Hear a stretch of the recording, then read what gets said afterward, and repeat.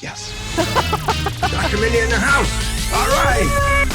I appreciate that. The carnivore diet. Because of what we eat. Honestly, you've really touched my heart. Would it be fair to say that as we age, ketones and amino acids become more necessary because they're such a usable resource? As we age, you'll probably benefit from more ketones. And, I think it's interesting if you look at all of this from an evolutionary biology perspective.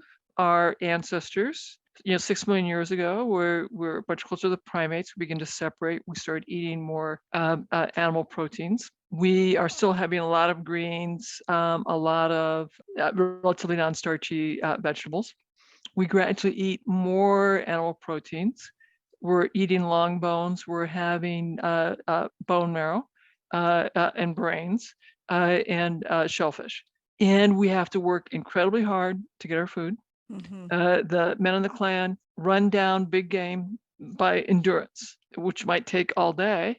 In the big game, fall over, and then they carry the big game back. So the men are in ketosis on the basis of physical activity.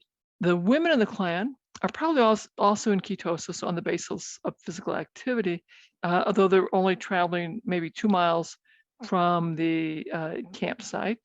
They're doing their foraging, carrying food back. If you're physically active for a couple of hours of moderate physical activity, you've burned up your glycogen. So our ancestors were in ketosis most often on the basis of physical activity. We would also be in ketosis on the basis of we ate up all of our food.